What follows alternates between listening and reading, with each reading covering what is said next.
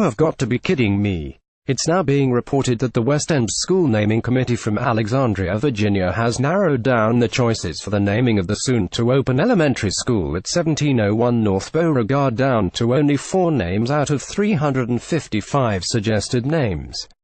And you won't believe the names they have chosen to recommend. The finalists presented to the school board this evening at the mothing meeting are Katherine Johnson Elementary School, Barack and Michelle Obama Elementary School, Sonia Sotomayor Elementary School and Day Ochoa Elementary School. Day Ochoa is named after Ferdinand Day, who was an Alexandria resident until his and whose claim to fame is becoming the first African-American school board chair in the state of Virginia. The next would be NASA astronaut Ellen Ochoa, who became the first Hispanic woman to go into outer space. Lastly, Katherine Johnson, who is a Virginia resident and NASA mathematician who was depicted in the 2017 Hidden Figures and was credited for her calculations which facilitated the sending of astronauts into orbit and to the moon. Of course, the nationwide choices are Barack Hussein and Michelle Obama for screwing up our nation's economy and our health care, and Supreme Court Justice Sonia Sotomayor for being the next Latino woman to be in line to be appointed to the United States Supreme Court during the dark, lawless Obama years. The newly built West End School is set to open for the 2018-19 school year and is confirmed to have a capacity of 650 students grade K-5.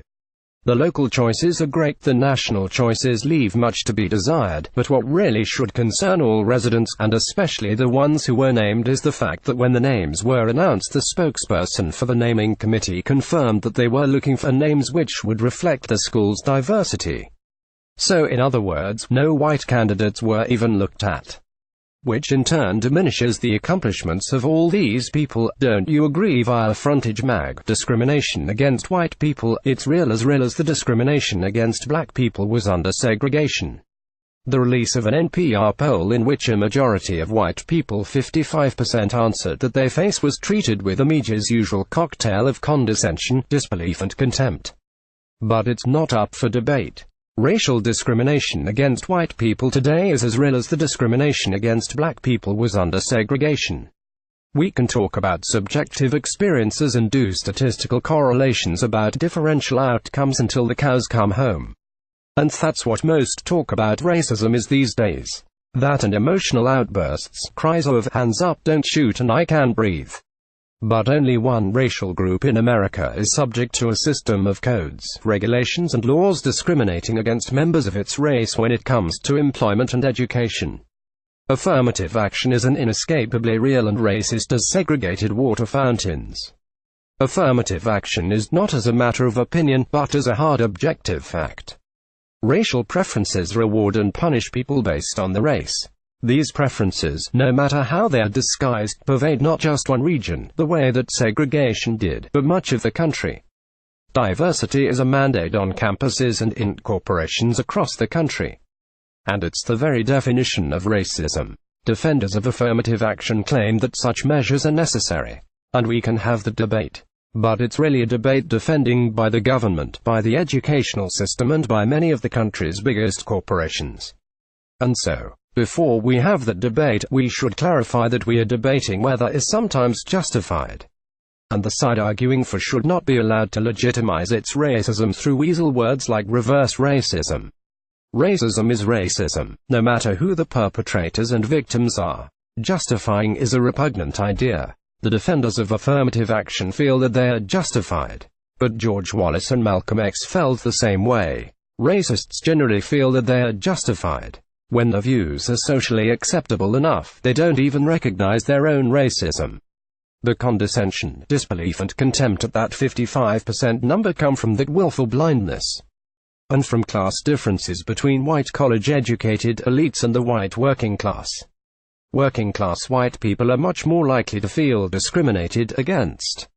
But the perception of discrimination correlates across races with success and wealth. The poorer you are, the more likely you are to feel discriminated against. African Americans have the highest perception of discrimination, while Asian Americans are the minority group with the lowest perception of discrimination. But a majority of every racial group now feels discriminated against. And sizable majorities of every racial group blame the prejudice of individual people over government laws for the discrimination. African Americans blame individual prejudice over government policy by 2 to 1. Asian Americans blame individual prejudice by an even higher margin. White people and Latinos both blame individual prejudice over laws. Are we really becoming a more tolerant society when everyone is convinced that they are being oppressed by everyone else? Is this what the new identity politics utopia looks like? We have become a broken multicultural society where most people are convinced that other races have it in for them. And the only answer that the Dems can come up with is more identity politics. Democrats used to focus on class.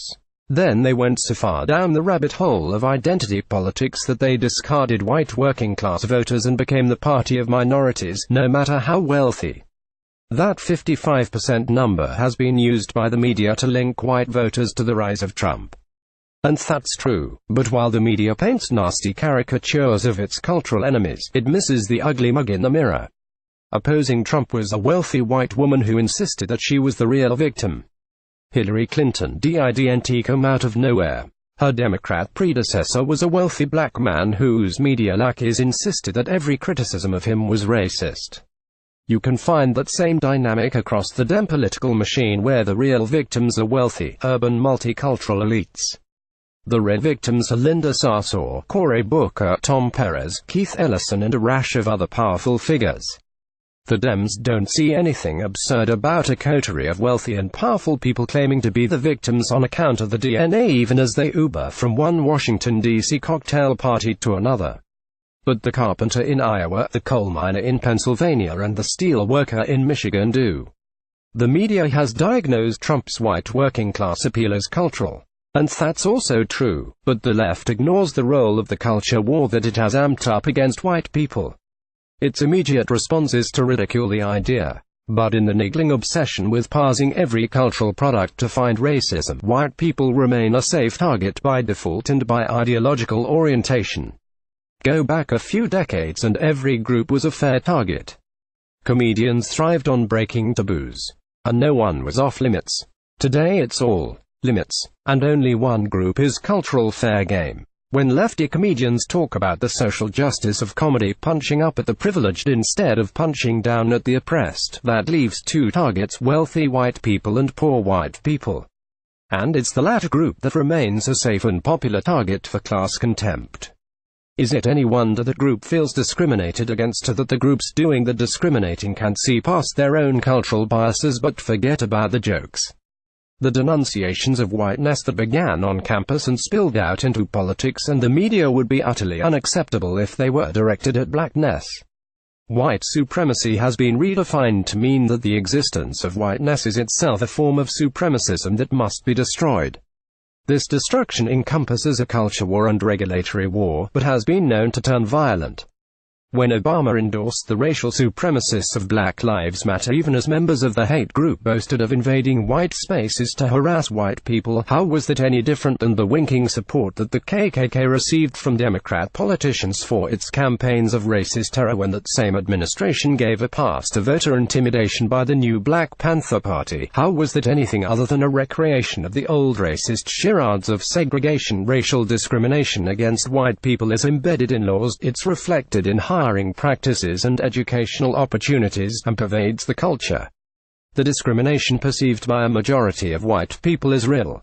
The only counter-arguments against it are condescension and contempt by the dominant culture. And the dominant culture is the one that is doing the discriminating. America isn't divided racially so much as it's divided culturally between big, powerful coastal cities and the struggling towns of the heartland. Coastal elites use racial division as a marker of identity. The clash over the anthem is an expression of the struggle between two cultures. On one side is America. On the other kneel the multicultural grievance elites who reject America because they have found the nobler cause of fighting against American racism. The loyalty isn't to America, but to diversity. The elites champion an unceasing battle against whiteness, yet ridicule the idea that white people might feel discriminated against. They legalize discrimination against white people, yet alternate between dismissing and justifying its existence. And then they act shocked that they lost the white vote. The media writes up polls such as these as a backlash to a more tolerant society. It isn't tolerance that this is a backlash to. It's intolerance, discrimination isn't tolerance. Not even when you try to justify it as an attempt to balance the scales in order to right an old wrong. It's the essence of intolerance. The original sin of civil rights was trying to fight racism with more racism and discrimination with more discrimination. The only thing that trying to fight racism with more racism does is create more racism. We can have a just society. We can have an equal society. We can have a tolerant society. Or the left can go on fighting whiteness and denouncing white privilege. And then we'll achieve the great intersectional utopia of living in a society in which everyone feels oppressed by everyone else. From the web powered by Zergnet. This figure skating move was too provocative for the Olympics. Olympic figure skater handles wardrobe malfunction perfectly. The real reason you don't hear about Leanne Rimes anymore. Snowboarder breaks his neck in terrifying crash at Olympics. Here's who Jackie Kennedy thought had her husband killed.